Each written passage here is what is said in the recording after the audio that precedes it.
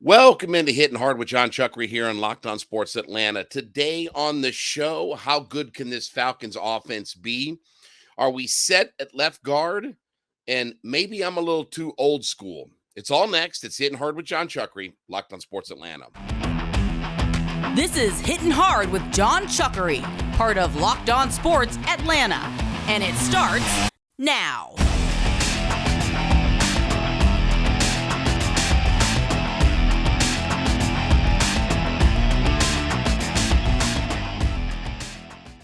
Hitting Hard is brought to you by FanDuel Sportsbook, the official sportsbook of a Locked On. Make every moment more. Visit FanDuel.com/LockedOn today to get started.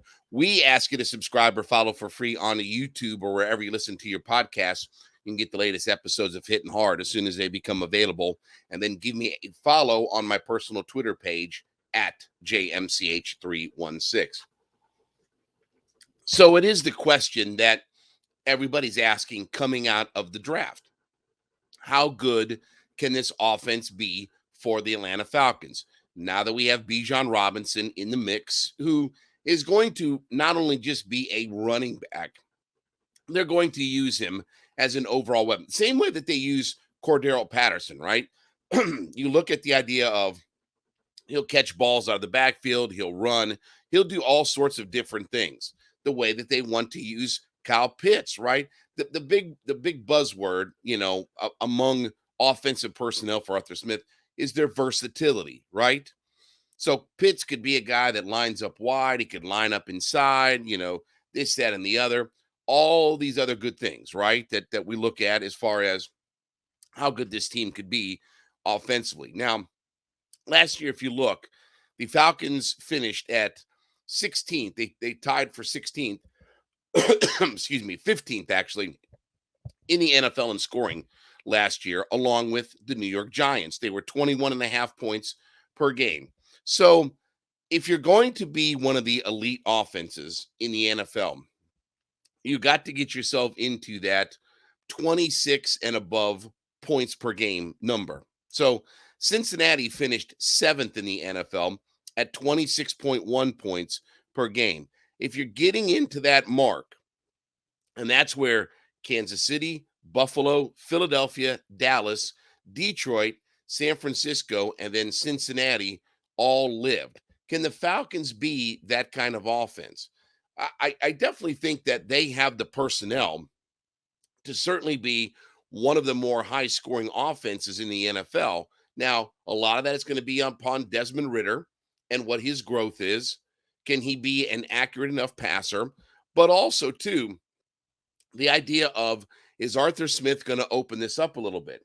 Does he? So, if you know, last year, the Falcons were the only team in the NFL that called more run plays than they did pass plays. Now, obviously, there were definite limitations last year to what they could do on offense because of Marcus Mariota, right? There probably wasn't this great trust and faith in what Mariota could do. And you certainly didn't feel like you had the right trigger man in place at quarterback. Now you feel like you have a guy that can handle the workload and be a little bit more balanced on offense. So if Arthur Smith is willing to bring this thing over a little bit more toward the medium, so maybe, dare I even say, maybe 55 pass, 45 run. If he's willing to kind of go to that route to where he can use Robinson, he can use Jonnu Smith, he can use Drake London, Pitts, everybody, and he can open this thing up a little bit and maybe even take a few chances. Allow Desmond Ridder to kind of open up his game a little bit. I'm not saying huck it around 50 times a game. They're never going to be that. They're never going to be an offense that is going to be a prolific passing team, right? Like, they're not going to go what Matt Ryan was in the middle of his career, where he was 600 plus attempts every single year, 700 attempts. And they're not going to be that kind of offense because, again, I don't think Arthur Smith wants to even be that kind of offense. I mean, he'll adapt to what his personnel is. But if they can control the clock, if they can move the chains, if they can pick up first downs, because too many times in their offense. And certainly when you look at what they can really be, they have to take advantage of their red zone opportunities. When you have Jonnu Smith, Kyle Pitts, Drake London, multiple weapons at running back, there's no reason why you shouldn't be one of the more prolific red zone offenses in the NFL. Like even if you say to yourself that that personnel isn't necessarily designed to stretch the field and long distances, right? It's not Tyreek Hill on the outside who can stretch it 50, 60 yards, right? Or Devontae Adams. I mean, a big time play. I mean, even if you don't think it's that kind of personnel, you would think that with Pitts, with Jonnu Smith, with running backs who can catch the multiple running backs who can catch the ball out of the backfield, that this could be an offense that should be lethal in the red zone. And obviously, you have an offensive line that can certainly run block for anybody in the league, right? The right-hand side of your offensive line is deadly when it comes to run blocking. If Caleb McGarry can figure out how to pass block, and that's obviously a big if, but if he can become a good pass blocking offensive lineman to go along with what he is in the run game, and they can protect Desmond Ridder, and even last year, if you look, Marcus Mariota, even though the sack numbers for him necessarily weren't really high because they didn't pass the football, they didn't put him in too much danger when he dropped back, but the percentage of sacks that he took on snaps was high. I think it was over 10% last year. It's one of the highest in the NFL. So from a percentage standpoint, he was getting sacked frequently when he dropped back. But it wasn't just a big overall total because they didn't throw the football very much, right? But if McGarry can control the offensive line on the outside, keep the pass rush off our quarterback, if they can figure out, and we're going to talk in just a few minutes here, talk about the inside of their offensive line, and they can protect Desmond Ridder and allow him to navigate his way through the pocket. And again, he's mobile enough that if he can, if he has to do a little dipsy do here and a little dippy do there, okay, then he's going to be in good shape. But they have enough weapons that there's no reason why. And if you've invested this kind of draft capital into your offense in skill position people, again, 3 straight years of the number 4 pick in Kyle Pitts, the number 8 pick in Drake London, the number 8 pick in Bijan Robinson, there's no reason why we shouldn't be a prolific red zone offense. Now, that's something that we haven't seen in a long time in Atlanta. That's something that we've been waiting for. And obviously these last few years has been one of our real bugaboos, is the fact that we get down and we don't score enough touchdowns when we get in the red zone, and too many times we settle for field goals. Well, that has to change, because I'm not 100% sure. And I'm not going to say that I'm not more confident about the defense, but until you show me that we're going to be a 40 sack team, then I'm going to wait around. And, again, as the Ghostbusters said, we are ready to believe you. Then I want to see that. But until that point, we're going to have to rely on some of our offensive personnel, and we're going to have to be an elite red zone offense. So if they can get that part of things figured out, use Pitts, use London. We talked about this a few months ago, right? It's time for Kyle Pitts to be that unicorn that he was drafted to be. And that's not all on his fault, but part of it is his fault. Part of it's coaching. Part of it's Kyle Pitts' fault. Part of it's your quarterbacks. But again, there's no excuses now. When you have all of this offensive personnel and you've invested all of this draft capital into guys that can catch and run with the football, then you better be an elite red zone offense, and you better be one of the top scoring offenses in the league. Can the Falcons add 5 points a game onto their total? Yeah, I think that they can. That may not sound like very much, but in the course of an NFL season, averaging 5 more points per game, think about how many one-score games this team has been involved in over the last 2 years. That's huge. And if you can add 5 points per game consistently onto your offensive total, then there'll be good things that happen, and this will be one of the top offenses in the NFL. All right, let's talk about our friends over at FanDuel. As you know, FanDuel is America's #1 sports book. And when you're a new customer to FanDuel, you go to FanDuel.com/locked-on. When you're a new customer to FanDuel, you can get in on claiming your no sweat first bet, where you can get as much as $1,000 in bonus bets if your first bet doesn't win. So obviously we're neck deep in baseball season, right? Braves had a doubleheader yesterday up in New York. They get ready to take on the Marlins now. More on that here in a little bit. But baseball season is cranked up and underway. FanDuel allows you to go in and bet on everything from who's going to win to how many homers Aaron Judge is going to have to everything in between. So go to FanDuel.com/locked-on. That's FanDuel.com/LOCKEDON and claim your no sweat first bet, where you can get as much as $1,000 in bonus bets if your first bet doesn't win.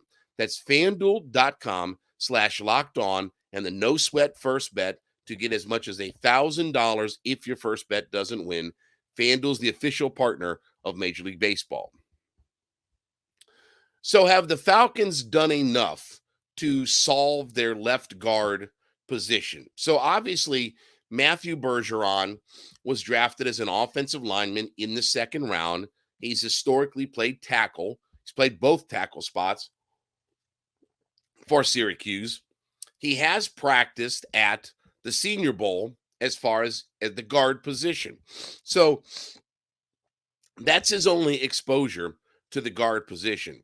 So again, we go back to the discussion of Jalen Mayfield, Matt Hennessy, Kyle Hinton, Justin Schaefer, Matthew Bergeron. Have they done enough at left guard? I still would have liked to have seen them get themselves a dedicated interior offensive lineman.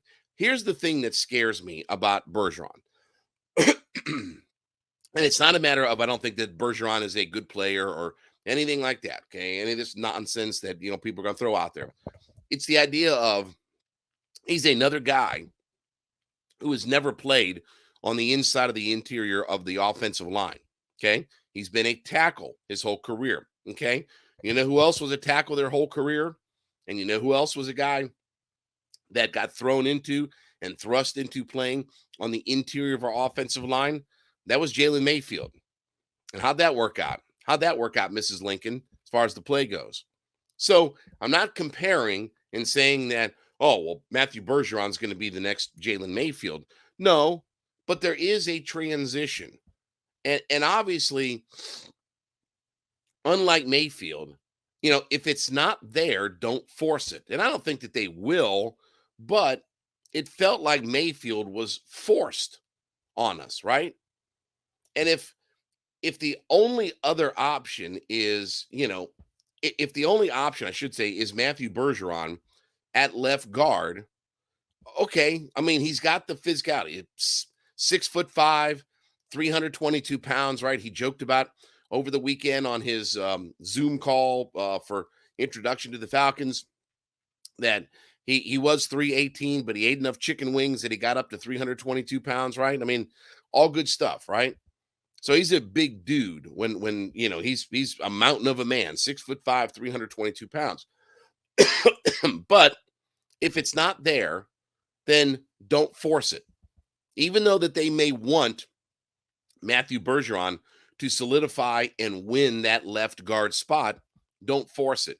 That's what happened with Jalen Mayfield. And can I tell you that I don't know that Jalen Mayfield was ever going to be a high caliber offensive lineman. Okay. I don't know if he was ever going to be a dominant player. Okay. I do know that once he got forced inside, they ruined his career.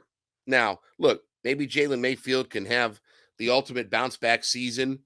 Again, it wouldn't take a whole lot for Jalen Mayfield to all of a sudden become just a competent offensive lineman, because he was literally the worst offensive lineman in the entirety of the NFL the year that he played. But with Kyle Hinton, Matt Hennessy, Justin Schaefer, now Matthew Bergeron in the mix, I still don't know that left guard is a position that I feel great about.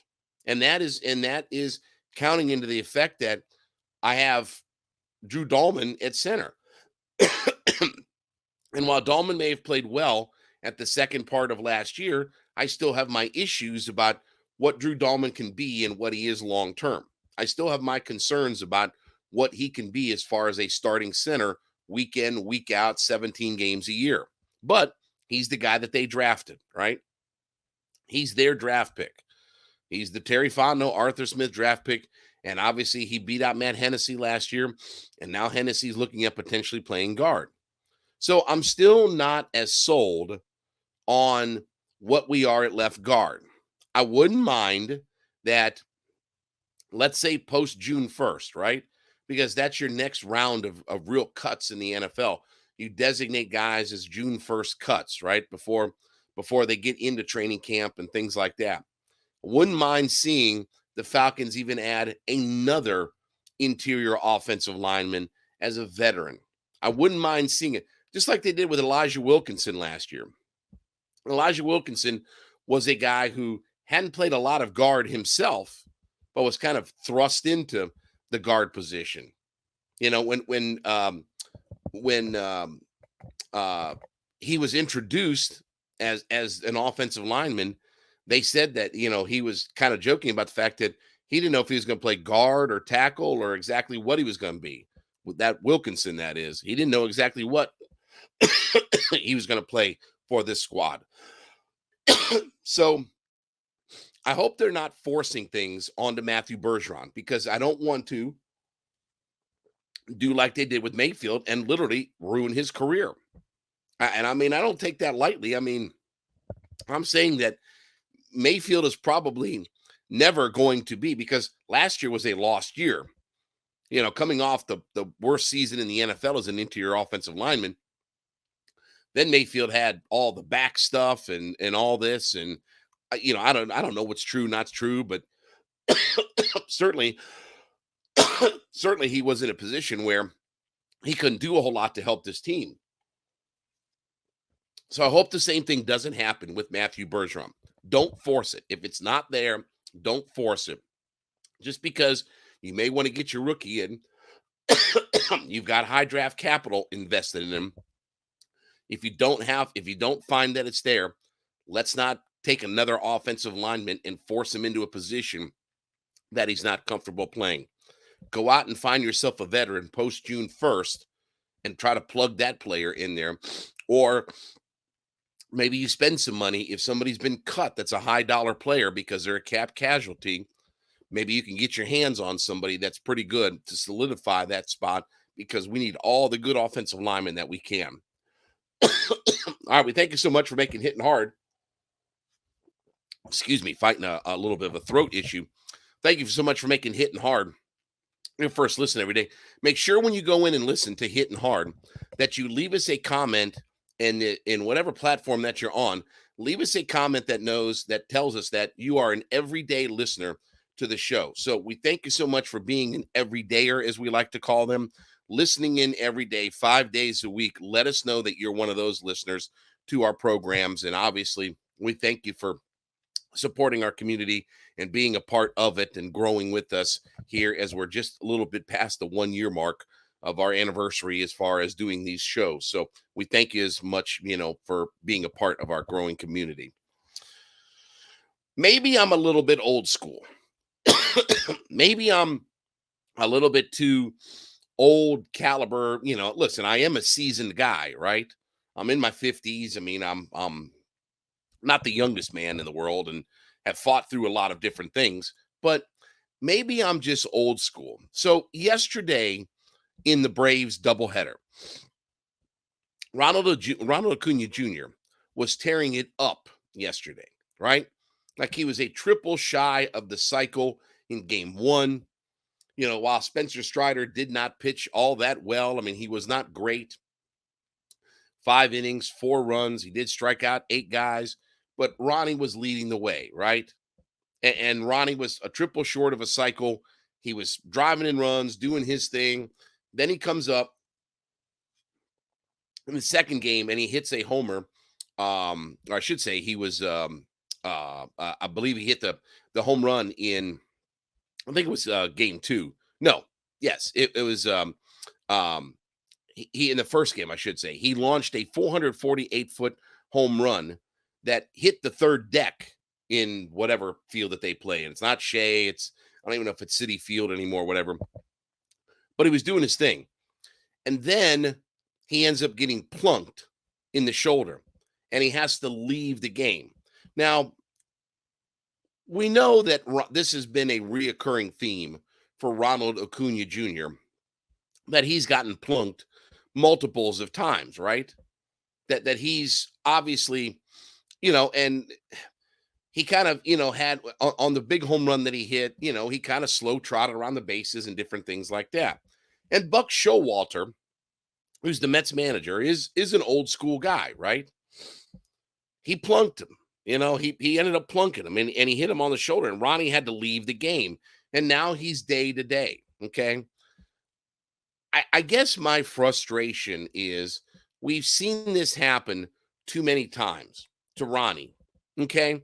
And if somebody needs to run out there for the team and take one for the team, if I go to, and again, maybe Morton doesn't want to do it this way, what have you, but if I need to go to a Charlie Morton who is pitching and say, hey, you need to drill somebody in the ribs, like you need to put somebody down on the ground in the ribs, can I tell you that the only way you're going to protect and enforce these kinds of things from your old school managers and such is to drill one of their guys. And if that means Charlie Morton gets knocked out, hey, man, it's May 1st. Like, it's a game in May 1st. It doesn't mean anything in the grand scheme of things as far as the 162 game baseball season. But maybe if you start to send a message to the rest of the league that we're not going to tolerate this, that we're not going to tolerate hitting my star player because of whatever perceived, notion of he doesn't run the bases fast enough or blah, blah, blah, blah, blah, whatever the perceived notion is about Ronald Acuna Jr., if you're not going to go in there and protect him when all is said and done, then you're going to get more of this, and especially from the Buck Showalters of the world. Because again, when you have an old school mentality, whether it was Don Mattingly, whether it's Buck Showalter, they come from a generation that played the game a certain way. And you have to, reciprocate that old school mentality. And I know Snitker's a nice guy and he didn't want to do things and upset the apple cart. And I get all that, right? But, as Robert De Niro said in A Bronx Tale, sometimes doing the right thing ain't doing the right thing. And at some point, we're going to have to start protecting Ronnie. It's the Untouchables mantra, right? From the movie with Sean Connery and Kevin Costner. Like you have to go eye for eye, tit for tat, right? He sends one of yours to the hospital, you send one of his to the morgue. Now, not literally, you're not going to send a guy to the morgue, but you understand what I'm saying. That you have to kind of counterbalance that with the idea of we're not going to take this. Our star player is not going to get plunked, even though whatever you think is this perceived perception of what he is or what he does or things like that. I'm not going to go to Ronald Acuna Jr. and tell him he's got to play differently. I'm not going to go to him and say, hey, you need to tone it down or you need to approach the game a different way. He is who he is. And that's what makes him a great player. But if you don't answer these kinds of things as far as making sure you protect your guys and such, then this stuff is going to continue to happen. And we've seen it in baseball. And listen, Don Mattingly got away with this a long time. If you look at over the years with the Marlins, I think that nobody was hitting Ronald Acuna Jr. at a higher rate than the Miami Marlins were. Like it was a staggering percentage of when you look at how many times that he was hit in a major league season. And yeah, he crowds the plate and all this kind of stuff. Okay, I get some of that. But when you look at one team and their track record for how they handled Ronald the numbers were staggering. Like the percentages of how many times he was hit by a Miami pitcher versus anybody from Philadelphia or LA or New York or what have you was staggering. And at times we didn't have an answer for that. And you saw it keep going and going and going and going. And it wasn't just a 1 year thing, it was multiples of years. Because if guys like that, if the manager feels comfortable that he can send a message that way, then he's going to do it. And at some point, we're going to have to answer some of this stuff. And if that means you get tossed in early May as your starter, then so be it. If it means Charlie Morton gets tossed in the third inning of a game in May against the New York Mets, then he gets tossed. And you go out and, you protect your player and you go from there. But I hope at some point we do start to send a message. And I'm not saying intentionally try to take somebody out, but you got to go tit for tat when you're old school, right? And maybe that's my mentality, that in the old days, if you hit one of mine, I'm going to hit one of yours. And that's just the code and the unwritten rules of how baseball was played. Maybe that's not right. Maybe in the new millennium of, we're all, supposed to get along and, we're all sensitive and we can cry our feelings out and all these good kinds of things. Maybe that's not the way baseball should be played. But if you don't answer some of this stuff, that's going to continue to happen. And I hope for the Braves' sake that Ronnie doesn't take the wrong pitch where he ends up not just hurt day to day, but he's out for an extended period of time. Because Ronnie does stir the drink when you talk about offense for the Atlanta Braves. He is that straw that stirs the drink. You've got to answer at times. Got to be tit for tat and protect your player when all is said and done. All right, well, thank you so much for making Hittin' Hard with Jon Chuckery your first listen. Make sure you go in and leave us a comment in the comment section of whatever platform that you're listening on and let us know that you are an everyday listener. So we thank you so much for always being part of our community and growing along with us as we're now a year into this thing.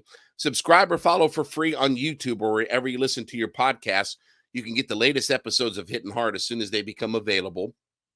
And then give me a follow on my personal Twitter page at JMCH316. Back with you tomorrow. This has been Hittin' Hard with Jon Chuckery, Locked On Sports Atlanta.